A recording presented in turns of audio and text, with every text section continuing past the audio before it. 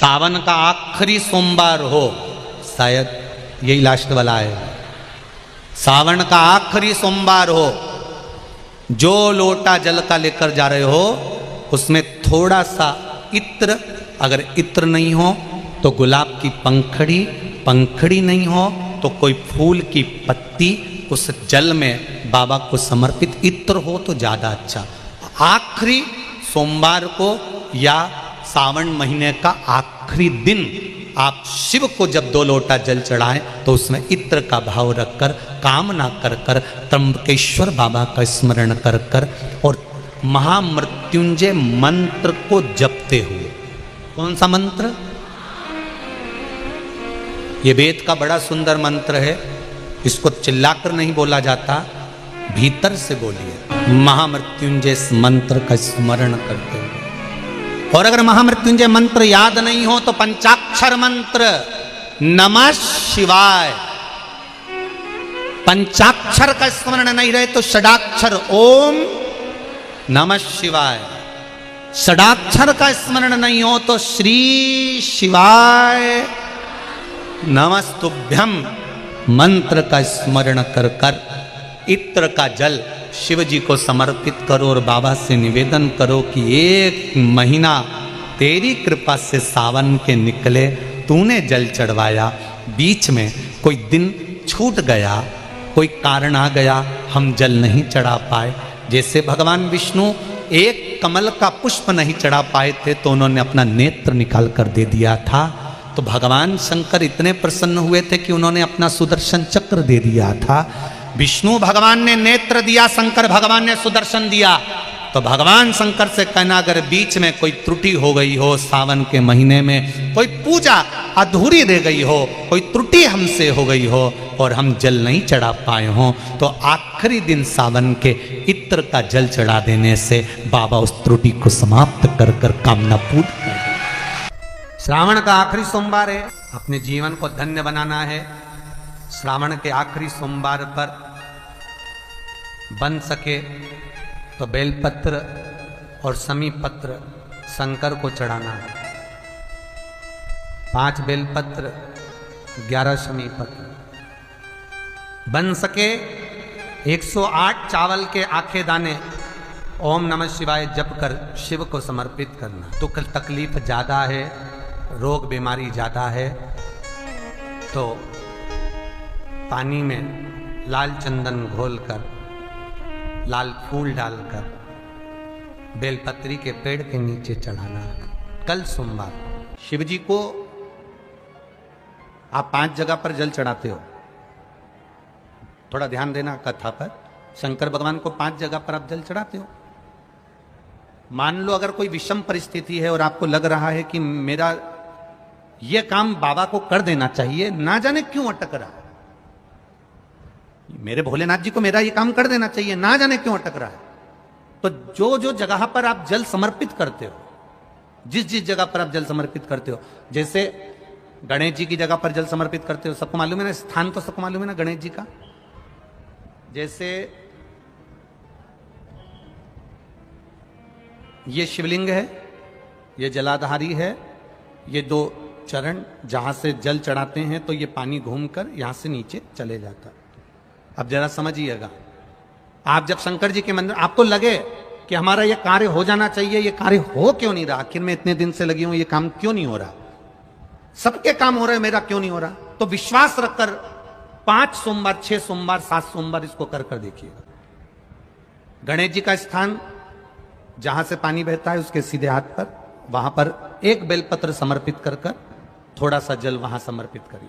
षडानंद कार्तिकेय का स्थान 1 बेलपत्र समर्पित कर कर थोड़ा सा जल वहां समर्पित करिए। अशोक सुंदरी का स्थान थोड़ा सा जल समर्पित करने से पहले 1 बेलपत्र, फिर जल, 3 स्थान। चौथा मां पार्वती जी का हस्त कमल, 1 बेलपत्र समर्पित कर कर जल चारों तरफ चढ़ाने के बाद में 5वां शिवलिंग के ऊपर बेलपत्र समर्पित कर कर पूर्ण जल शंकर को समर्पित कर देना। ये 5 स्थान का चढ़ा हुआ जल आपके जो काम अटक रहे हैं, जो कार्य में आपको तकलीफ आ रही है, आप बाबा को बस 1 बेलपत्र और 1 लोटे जल में से 5 स्थान पर जल समर्पित करने पर आप तुरंत 2 महीना भी नहीं लगेगा, मेरा विश्वास कहता है 15 या 20 दिन में बाबा उसको स्वीकार करेंगे। 15 से 20 दिन। पहला जल कहां चढ़ाना है? जम के बोलो जरा। गणेश जी वाला स्थान। दूसरा कार्तिकेय वाला स्थान। अब इसको समझ लेना आप अच्छे से। हम ये नहीं कह रहे हैं कि तुम गणेश जी की मूर्ति पे चढ़ाओ, हमने ये नहीं बोला। हमने ये भी नहीं बोला कि कार्तिकेय जी की मूर्ति पे जल चढ़ाओ। हमने ये भी नहीं बोला कि माता पार्वती जी की मूर्ति पे जल चढ़ाओ। आप तो जो शिवलिंग रखा हुआ है और जो जलाधारी गोल है उस पे जो शिवलिंग रखा है, जहां से पानी बह रहा है, उसके राइट हैंड में गणेश, लेफ्ट हैंड में कार्तिकेय, बीच में अशोक सुंदरी, पार्वती जी का स्थान, हस्तकमल और ये शिवलिंग। आपको गणेश जी के ऊपर जाकर जल नहीं चढ़ाना, आपको कार्तिकेय के ऊपर जाकर जल नहीं चढ़ाना, आपको देवी जी के ऊपर जल नहीं चढ़ाना, आपको तो केवल शिवलिंग की जलाधारी पर और शिवलिंग पर जल चढ़ाना। पहला स्थान बोलते जाओ जम के, केवल जल नहीं, बेलपत्र फिर जल। दूसरा कार्तिकेय, तीसरा अशोक सुंदरी, चौथा अब पार्वती जी को जो तुम जल चढ़ाओगी और बेलपत्र चढ़ाओगी उसमें तुम्हारा स्मरण होना चाहिए। तुम कहां बैठी हो जल चढ़ाने के लिए, तुम्हारा ध्यान कहां है, कहां बैठकर शंकर जी को जल चढ़ाना चाहिए। आपको पहले भी कथा में कहा, जहां से जलाधारी का पानी बह रहा है इसके ठीक विपरीत जगह में आप यहां बैठ जाओ। उत्तर दिशा में पानी जाता है तो आप दक्षिण दिशा में बैठकर उत्तर की ओर मुख कर कर बाबा के, मां पार्वती जी के हस्त कमल पर बेलपत्र रखोगी, जल चढ़ाओगी और वहीं से बाबा को तुरंत आनंद के साथ में बेलपत्र चढ़ाकर जल चढ़ाओगी। भले खड़े होकर या वहां जाकर तुम यहां पर जल चढ़ा दो, परंतु उसके बाद में जब आप जल चढ़ाओगी, जब बाबा पार्वती जी को जब बेलपत्र और जल चढ़ाओगी तो आपका मुख कहां होना चाहिए? जहां से पार्वती, जहां से ये जल बहकर जा रहा हो, यहां बैठोगे तो जल जहां बहकर जा रहा है उधर की साइड तुम्हारा मुख हो जाएगा, उत्तर की साइड तुम्हारा मुख हो जाएगा और बाबा को आप जल समर्पित कर। तो पहला जल बेलपत्र गणेश जी, दूसरा कार्तिकेय जी, तीसरा अशोक सुंदरी, चौथा माता पार्वती जी का हस्त कमल और 5वें नंबर का जल भगवान शिव के ऊपर, अर्थात भगवान देव अधिदेव महादेव से प्रार्थना करते हुए कि तेरा ही दिया मैंने खाया पिया रे, तेरा शुक्रिया रे, तेरा शुक्रिया। बाबा से प्रार्थना करते हुए, बाबा से अपने दिल की बात कहते हुए, बाबा से अपने मन की बात कहते हुए, अपने हृदय की बात भगवान देवाधिदेव महादेव से कहते हुए, ये 5 स्थान पर चढ़ाया गया जल आपके मनवांचित फल की प्राप्ति करा देता है, आपको सुख का अनुभव करा देता है। 5 जगह पर चढ़ाया गया, कम से कम 5 या 7 सोमवार अवश्य चढ़ाओ। तुमरुक का जो नाम है ये बड़ा काम का नाम है। एक बीमारी होती है जिसको कहते हैं सोराइसिस। एक बीमारी होती है जिसके अंतर्गत शरीर में खुजली होती रहती है, फुकड़ियां निकलती रहती है, सोराइसिस जैसी बीमारी होती है। एक किसी किसी के शरीर में बीमारी हो जाती है, चमड़ी सफेद पड़ने लगती है, चमड़ी का रंग सफेद हो जाता है। एक किसी किसी के शरीर में बीमारी होती है कि पूरे शरीर में चट्टे पड़ने लगते हैं। हम निवेदन करेंगे 21 सोमवार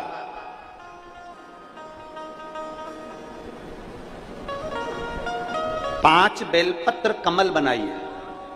बेलपत्र कमल बनाना हमने पहले भी आप लोगों को कथा में सिखाया है। 5 बेलपत्र लेना है, उसका कमल दल बनाना। कमल दल बनाने का एक एक जो बेलपत्र लेते जाते हैं, उस बेलपत्र को हम डंडी से जोड़ते हुए चलते रहते हैं, मतलब उसको कमल की तरह उसकी पंखुड़ियों को गोल घुमाकर बेलपत्र को हम 5 बेलपत्र को जमा लेते हैं। जिसके शरीर में चट्टे पड़ रहे हो, वाइट स्पॉट पूरे शरीर के अंदर आ गया हो, या सोराइसिस जैसी बीमारी हो रही हो, या चमड़ी का कोई रोग हो गया हो, 21 सोमवार या 11 सोमवार प्रति सोमवार करिए। कमल दल बनाइए 5 बेलपत्र का, शंकर भगवान पे चढ़ाने से पहले सुख सुंदरी वाली जगह पर उसका स्पर्श कराइए और भगवान शिव पर उसको चढ़ा दीजिए। 1 लोटा जल लेकर जाइए, साथ में खाली पात्र लेकर जाइए, खाली कटोरा। उस पात्र को जहां से शिव जी का जल गिरता है वहां उस पात्र को लगा लीजिए, शंकर जी पे धीरे धीरे कर कर वो जल पूरा समर्पित कर दीजिए। 5 बेलपत्र को लेकर आ जाइए और वो जल लेकर आ जाइए जो पात्र में भरा हुआ है। 5 बेलपत्र एक ही दिन में सुबह से लेकर शाम तक के बीच में 5 बार उस बेलपत्र को खाना है और उस जल को 5 बार में पीना है। धीरे धीरे जैसे जैसे सोमवार तुम्हारे बढ़ते चले जाएंगे वैसे वैसे वो सोराइसिस की बीमारी हो, चाहे चमड़ी का कैसा भी रोग हो, वो धीरे धीरे समाप्त होना प्रारंभ हो जाता है और वो बेलपत्र और वो जल काम करना प्रारंभ कर देता है। बेलपत्र और जल काम करना प्रारंभ कर देता है। बस उसका कमल दल बनना चाहिए। आगे आपको कमल दल बनाना, जम के बोलो जरा। जैसे एक बेलपत्री ली, दूसरी बेलपत्री लेंगे तो उसके दिशा चेंज करते जाएंगे, तीसरी लेंगे उसकी दिशा चेंज कर देंगे, चौथी लेंगे उसकी दिशा चेंज कर देंगे, 5वीं लेंगे उसकी दिशा चेंज कर देंगे। कमल की आकृति में उस बेलपत्री के भाग को घुमाकर रखा, फिर वो भगवान देवादिदेव महादेव को समर्पित करेंगे। एक आनंद की अनुभूति करा।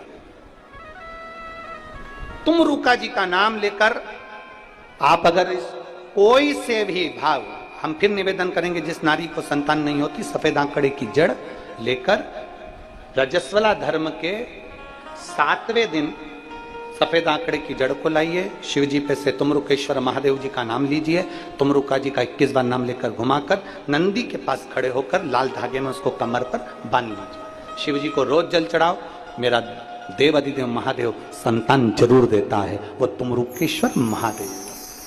शिव महापुराण की कथा तो ये तक कहती है कि अगर जिंदगी में कोई नशा करने वाला व्यक्ति हो ना, जिसको बहुत दारू का नशा या चिलम का नशा या चरस का नशा या अन्य अन्य नशे, किसी को बहुत नशे ज़्यादा करता हो और कोई नशे से युक्त अगर व्यक्ति है, बहुत नशेला व्यक्ति है, बहुत नशे में डूबने वाला अगर कोई व्यक्ति है, तो शिव महापुराण की कथा तो यहाँ तक कहती है कि बेल पत्र के बीच वाले पत्ते पर, बेल पत्र के अगर बीच वाले पत्ते पर गौ माता का घृत, गाय के दूध से बना हुआ घी अगर बीच वाले पत्ते पर लगाकर शंकर भगवान को समर्पित करा जाए और वही पत्ते को उठाकर, उसी पत्ते को उठाकर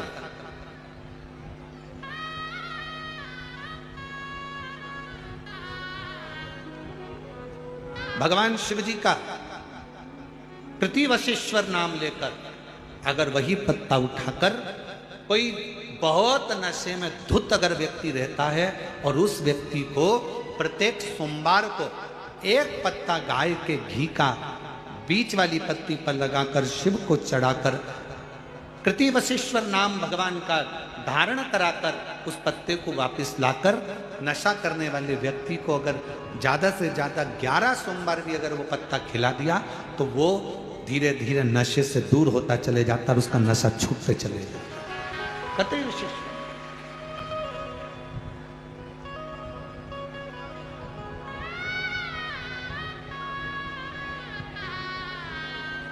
केवल एक सोमवार को चढ़ाया गया गाय के घी से बीच वाली पत्ती पर लगा हुआ एक पत्ता,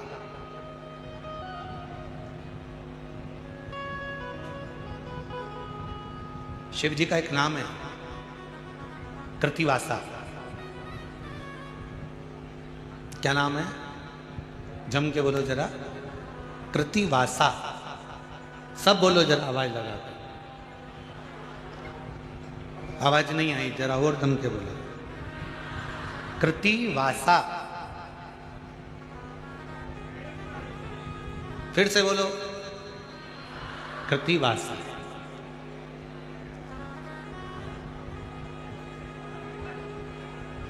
कब पड़ गया था भगवान शंकर का ये नाम?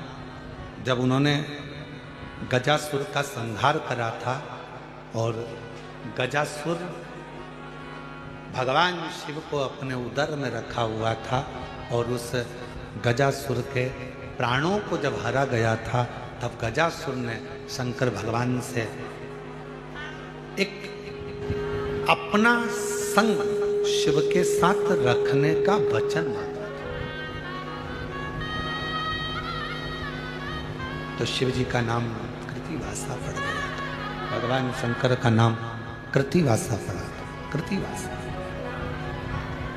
वापिस बोलिए, क्या नाम है? कृतिवासा। कभी आप लोग काशी जाएं तो विश्वनाथ मंदिर और महामृत्युंजय मंदिर, विश्वनाथ मंदिर और महामृत्युंजय मंदिर के बीच में कृतिवासेश्वर महादेव का मंदिर है। विश्वनाथ मंदिर और महामृत्युंजय मंदिर के बीच में कृतिवासेश्वर महादेव का मंदिर है, कृतिवासेश्वर। और हमारा निवेदन है, विश्वनाथ जी का जल गंगा जी का जो भलकर विश्वनाथ जी को चढ़ाते हो, वो जल जहां बहकर आता है उसका थोड़ा सा भाग कोई ब्राह्मण देवता से कहकर विश्वनाथ जी का जल थोड़ा सा ले लीजिए और महामृत्युंजय मंदिर में जाइए और महामृत्युंजय मंदिर में चढ़ाया हुआ जल थोड़ा सा वहां का ले लीजिए और कृतिवासेश्वर मंदिर में पहुंचिए। दोनों मंदिर के बीच में कृतिवासेश्वर मंदिर है, वहां पहुंचकर वहां का थोड़ा सा जल ले लीजिए। जो दिन रात नशे में अगर डूबा भी रहता है और उसके पूरे घर के लोगों ने उसको नशा मुक्ति केंद्र छोड़ दिया, दवाइयां दे दी, उसके बाद भी उसका नशा अगर नहीं छूट रहा है तो पहले विश्वनाथ जी का जल, महामृत्युंजय बाबा के मंदिर का जल, फिर कृतिवासेश्वर महादेव का जल लेकर उसको तीनों जगह का जल एक डब्बी में भरकर उस व्यक्ति को थोड़ा थोड़ा 7 दिन तक कृतिवासेश्वर महादेव का नाम लेकर पिलाना चालू करो। उसको धीरे धीरे नशे से दूरी हटना प्रारंभ हो जाएगी, वो नशा करेगा ही नहीं, नशा करेगा ही नहीं। मंदिर जाते हो आप लोग? हाथ उठाओ, कितने लोग जाते हैं? सभी जाते हो? रखो रखो, प्रणाम, नमन। जल चढ़ाते हो? जम के बोलो। कभी कभी दीपक लगाते हो? ठीक है। पर शिव महापुराण की कथा कहती है दीप 2 तरह का होता है। एक मंदिर में लगाया जाता है, घर में लगाया जाता है, दरवाजों पर लगाया जाता है, और एक दीप वो होता है जो दिल में जगाया जाता है। 2 दीप। मंदिर में जो दीपक लगाया है उसने मंदिर को रोशन किया। मंदिर में जो दीपक लगाया है उसने मंदिर को रोशन किया। घर में जो दीपक लगाया है उसने घर को रोशन किया। दरवाजे पर जो दीपक लगाया गया उसने द्वार को रोशन किया। पर एक दीप अपने भीतर होता है और उस दीपक को जलाने के लिए ना आपको बाती की जरूरत पड़ती है, ना घी की जरूरत पड़ती है, ना माचिस की जरूरत पड़ती है। उस दीपक को जलाने के लिए अपने आत्मविश्वास की जरूरत पड़ती है। कितना आत्मविश्वास आपके अंदर है, कितनी दृढ़ता आपके अंदर है, कितना भरोसा आपके अंदर है, यह आप पर निर्भर करता है। व्यक्ति क्या करता है? मंदिर में तो दीपक लगाता है, दरवाजे पर दीपक लगाता है, घर में दीपक लगाता है, पर अपने भीतर दीपक नहीं जला पाता। हमने पहले भी कहा था, एक विश्वास अपने आप पर, एक विश्वास अपने बाप पर, पिता पर, और एक विश्वास अपने देव अधिदेव महादेव पर जब हो जाता है तो जिंदगी के सारे कार्य सफल हो जाते हैं।